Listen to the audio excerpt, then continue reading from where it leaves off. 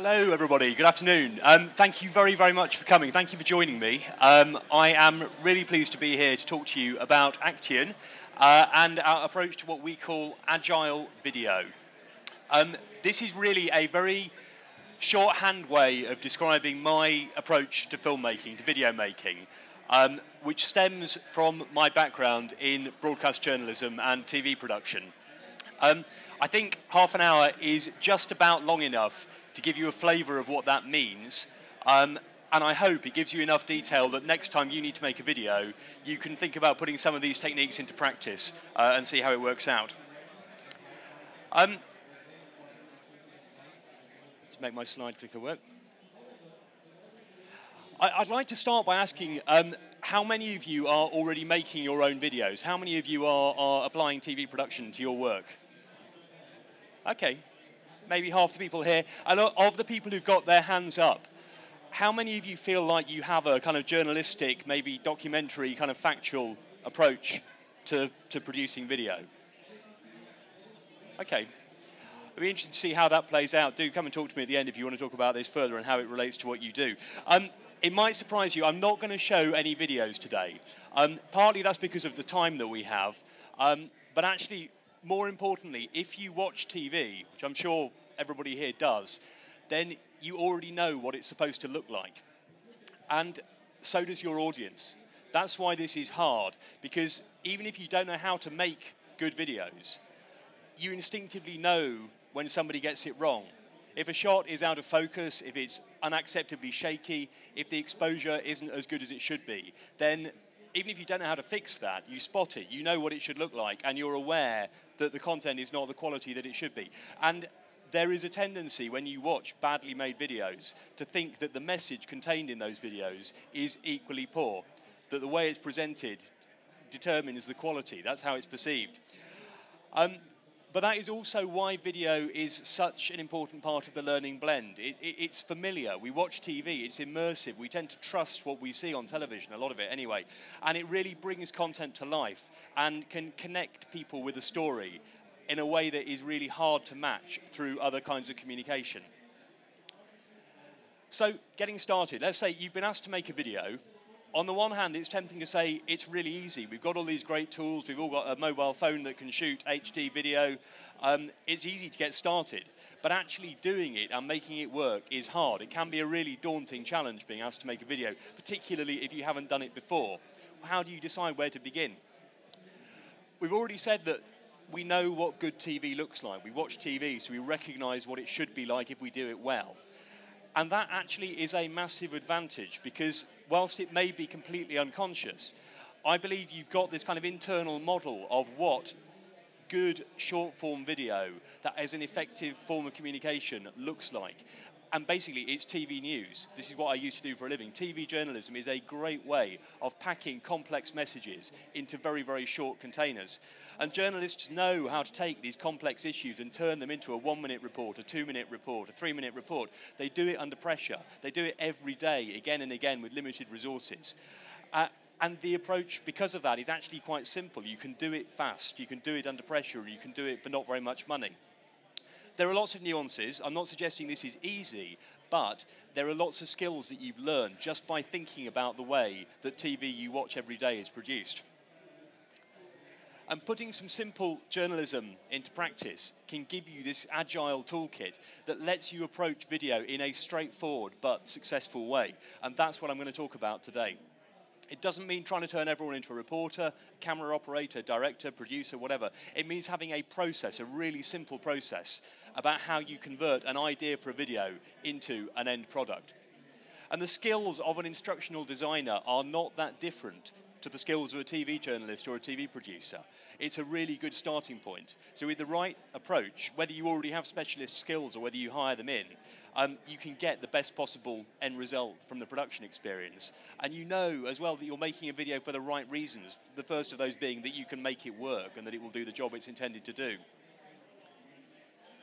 I'd like to start by talking about two very different approaches to video.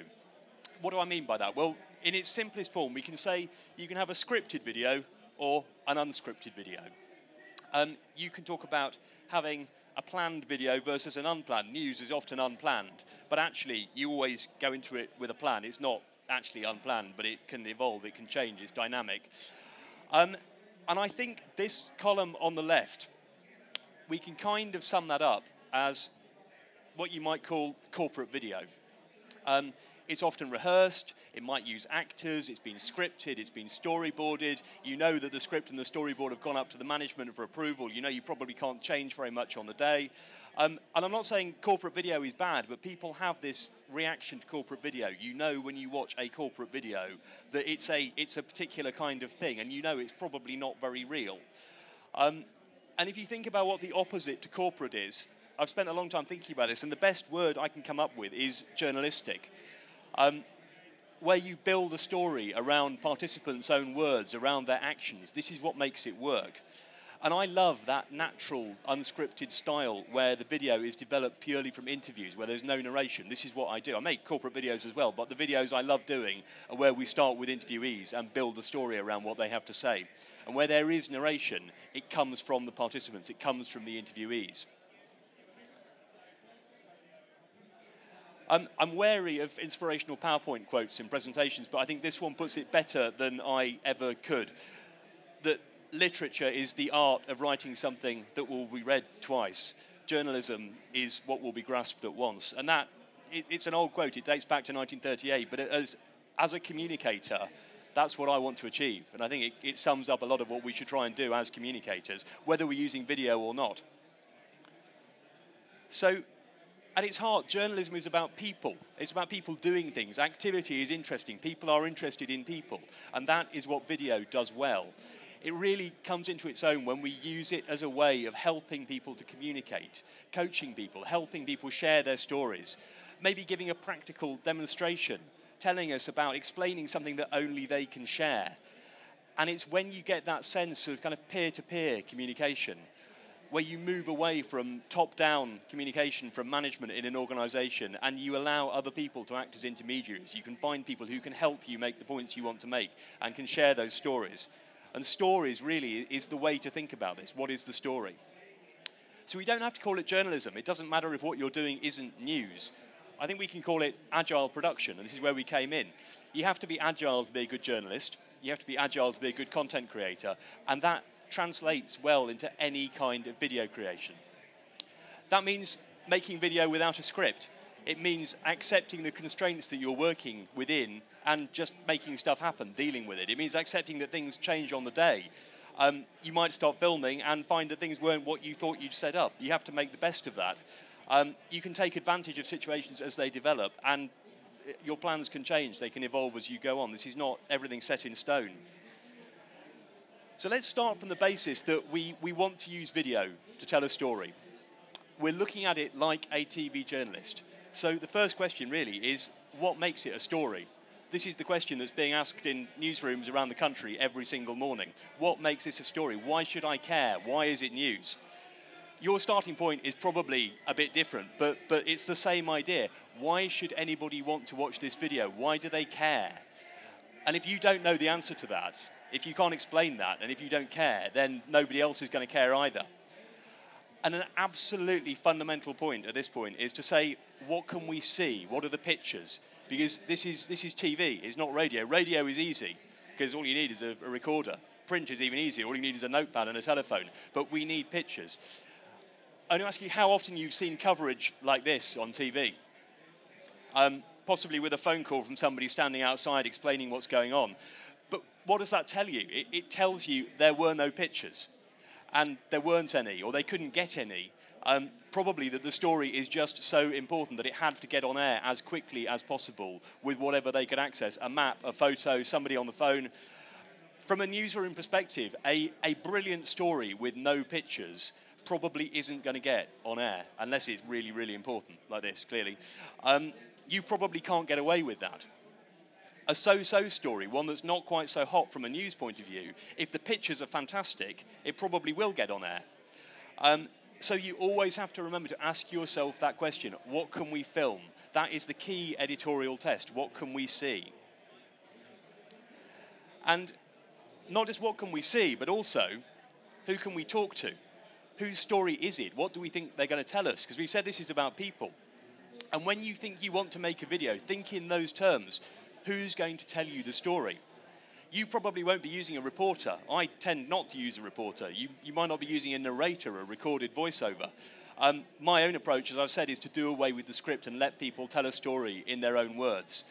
There are no voices except the interviewees. So who we can talk to is a really important question. That's the starting point.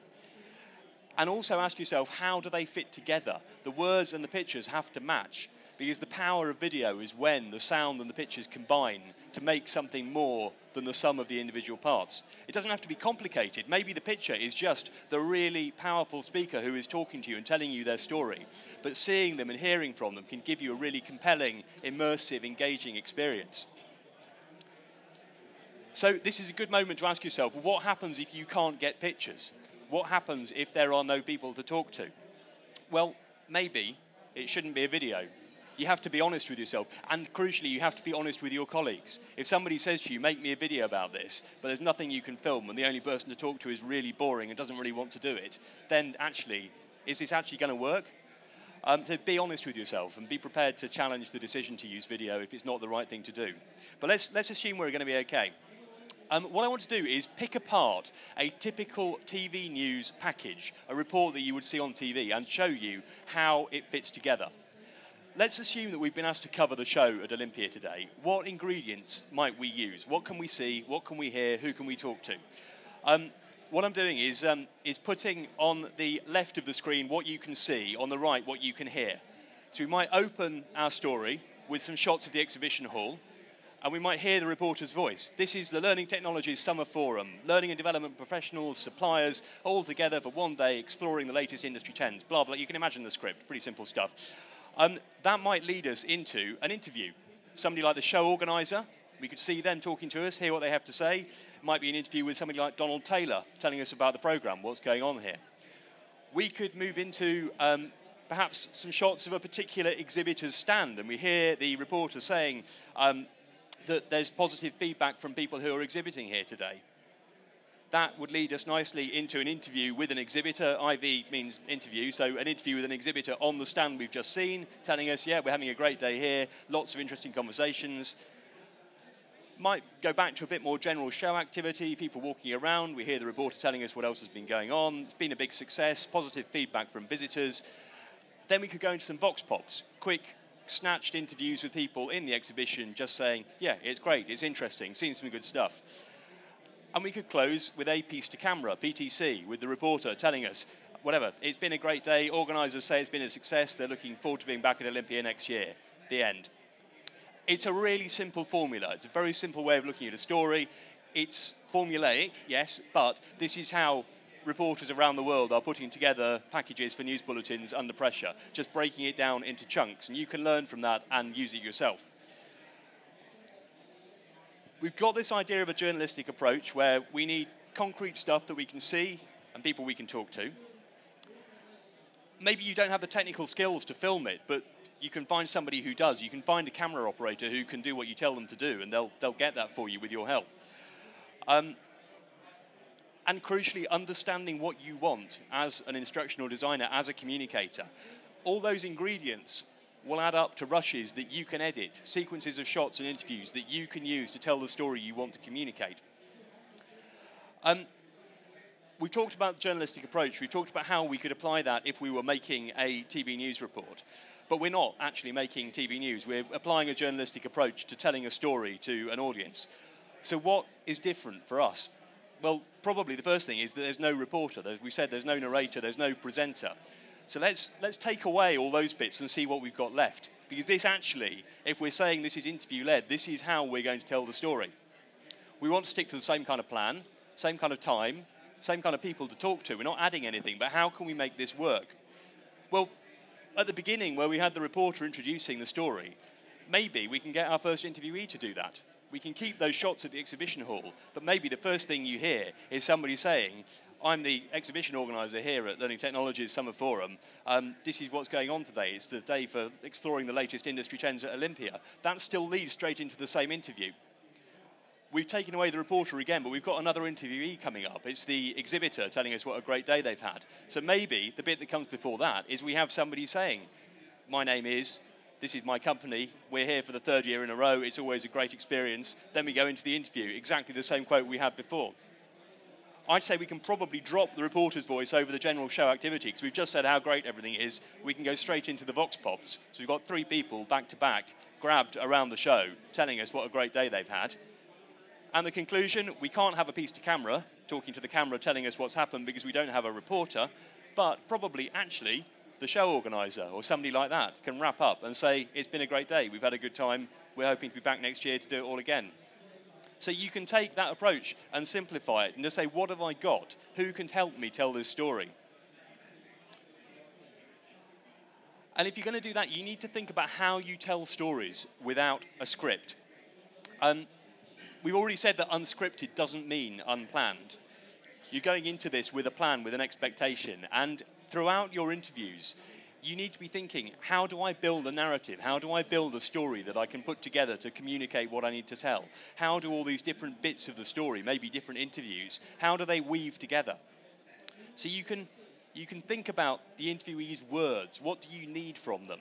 What questions can you ask that will get the show organizer to give you that summary you can put at the beginning? What question can you ask somebody that will allow you to introduce their company to lead into an interview soundbite about their experience of being here today? And that actually is one of the hardest skills of being a good interviewer, is that ability to keep your attention focused completely on the person you're talking to, whilst at the same time thinking, have I got what I need?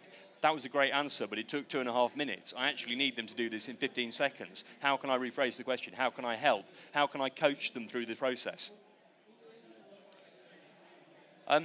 A quick example of a recent project. We worked with a client to make a video for people who work in care homes, nursing homes, to try and demystify the role of an environmental health inspector from the council coming in to check things like kitchen hygiene, catering safety, that kind of thing. And we just thought, actually, people don't know what this person does. This role is a mystery. Let's make a video where we follow an environmental health officer through basically a day in her life. What does she do? What happens? It's not actually as scary as you might think it is. So if we apply those tests, who can we talk to? What can we see? We can build up a story.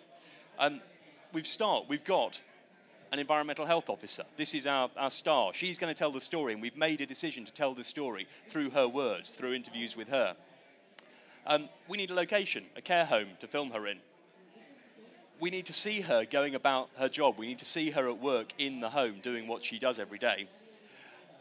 Really important component is having somebody in the kitchen, a chef, who does things right, can apply best practice and is happy to be seen doing that.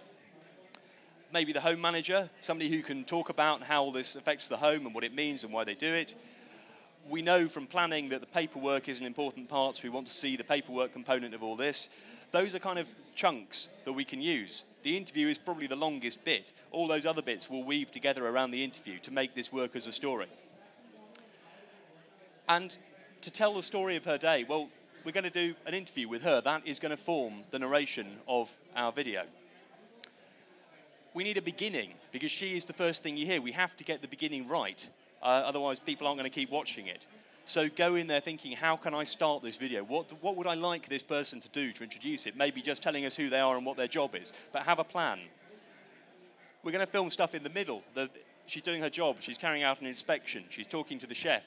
She's talking to the home manager. General shots around the home are always useful. These are just kind of easy things you can do around that interview. So the day is built around filming the interview. This is other stuff that we can do at the same time as that. And we need an ending, because at the same time as getting the beginning right to keep people watching, we have to get the ending right, because that's what they will take away. So if the reason you've been hired to do this, if the client's take-home message is take food hygiene seriously, then help your interviewees say that. You want to leave the interview thinking, I know that that quote will work at the end of my video. Leave thinking, I've got her on tape and that will work as an ending. It's not a middle, it's an ending. The middle tends, I find, to look after itself. If you film an interview and you get the beginning right and the ending right, the middle tends to be okay in the edit. It tends to work. But the beginning and the ending, you have to have a plan. Finally, there's this another journalism term is NatSOT, which is natural sound on tape. It's the stuff you pick up while you're filming. So maybe in the interaction with the chef, we get a bit of natural sound where we hear Julie, the officer, coming in saying, "Hello, I'm here to carry out the inspection today." If we get that on tape, that really brings things alive. Using that in the edit can really help to lift a report.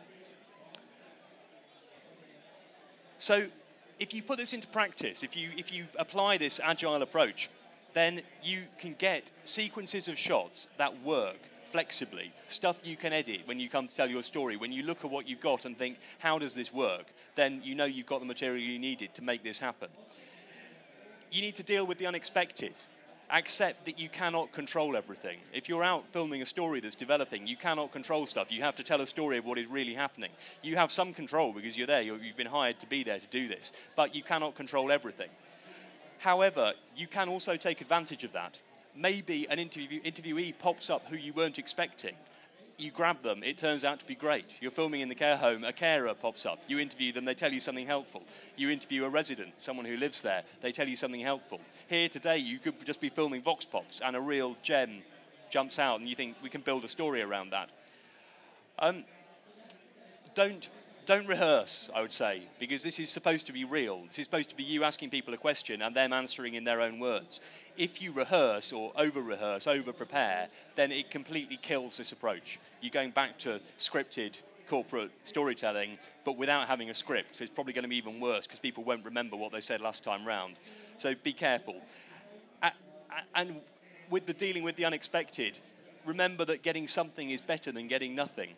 So if you're going into a situation where you can't control everything, get what you can while you can. You never know when things will change. You never know when your interviewee will be called away. It's better to leave with something in the can that you can make into an end product. Maybe you have to come back another day, but there's a possibility you can salvage something. It's worth getting on with it, making stuff happen, and kind of adapting as you go. Be dynamic. So what next? Well, once you've shot all this, you're going to be going into the edit. Even for a very simple talking head interview, you are still going to need to cut the beginning and the end off or get your interview clip out that you want to use. But if you've gone about this in the right way, if you've thought about why this is a video and what you're going to see, then you will be in the edit suite with rushes, with video on tape that you and the editor can use to do what you want to do. You're not going to get stuck at this point because you planned it. You had an approach. And actually, if you're new to this, if you haven't done this much before, the editing process is a really helpful learning experience because it's where you get to see what works. It's where you get to find out whether you can tell the story that you wanted to tell. And if you can't, then you learn very fast from your mistakes. You think, if only I'd got that shot, I could have done it differently. If only I'd asked that question, or if I'd asked them to do that again, but differently, then it would have worked. If it doesn't work, it's a very powerful, motivating tool for getting better fast. And editing is a partnership. If you're working with a separate editor, then you trust them to make what you want them to make out of your material. You give them stuff they can use, and they will make it work. If you get this right, the outcome, I believe, is a very strong foundation of authenticity and trust for the videos that you make. You get this sense of linking learning to your audience, of alignment with the audience. We know that relevance is a very important barrier to adoption. If people don't feel that learning is relevant, then they're not going to care. And seeing and hearing from people who you identify with and who you trust and who you believe is a very powerful way to break through that barrier. At Acteon, we are always looking for ways to help clients build competence, not just compliance. So it's about working out what we need learners to do, not just what we need them to know, not just what we need them to be aware of. It's about what we need people to do. And video doesn't just tell you stuff, it shows you. That's why it works. It's a great form of communication for that. We know that learning needs an authentic voice if it's going to resonate with people and feel relevant. So building your content around interviewees' own words and actions gives you that. It gives you credibility to communicate effectively. You can use that. And this approach really puts the learning solidly in context. You're watching this, if this is an in-house production, you're watching people in a familiar setting, in scenarios that maybe you deal with in your own job. You're seeing people who you know or who you recognize or who do similar work to you. And that really helps to bridge the gap between the training and the workplace. I asked one of our clients recently what she likes about Acteon's approach to video, and this is what she said. She said, we focus on reality and on the people who matter. And actually, that to me is what this is all about. It's thinking who matters, what matters, how can we communicate that effectively. So I think that's a really nice way of summing up this journalistic approach. And it's why I hope you can think about applying this next time you're asked to make a video. Think about who matters, who can I talk to, what can I see? And so maybe you've come here today with the question, how do I make a video? Maybe other people are asking you to do that in your professional lives. The great thing about my role is that we are not just a video production company. My background is in TV news, but now I work right across the blend. And clients don't assume that they're going to get a video. We don't just make videos because we can. We do it because it's right for a particular project and for the objectives. And so that's what I hope you take away from this seminar. Don't get bogged down in, how do I make a video? Don't get bogged down in, I need to make a video, how do I do that? Don't just focus on how. Think about why. Why should you make a video? Think about the objectives and understand why you want to do this. And above all, ask what you're going to see, what you're going to hear. Understand what this might look like before you start, but be prepared to change your plans so that you can develop dynamically and respond to the story as it evolves and unfolds. So just to conclude, we are on stand 17. We're just next door over there. Do come and talk to us. Very happy to continue this conversation with anyone who's interested. We have got some giveaways you might find helpful. There's some tips based on this presentation that you're welcome to come and take away. We have copies of an article I wrote recently about how you can use simple tools like a mobile phone to film interviews in-house and do it better than you would do without some preparation on a budget. And to help you go beyond what we've been talking about, to help you go beyond video, we have a blended learning campaign template to help you think about all the channels you have available and how you can use them most effectively. Thank you very, very much for coming. Thank you for listening. I'm very happy to have the chance to share this way of working. I really think it works and that it's effective and that it's worth pursuing. I hope it's been helpful. Do come and talk to me. Thanks again.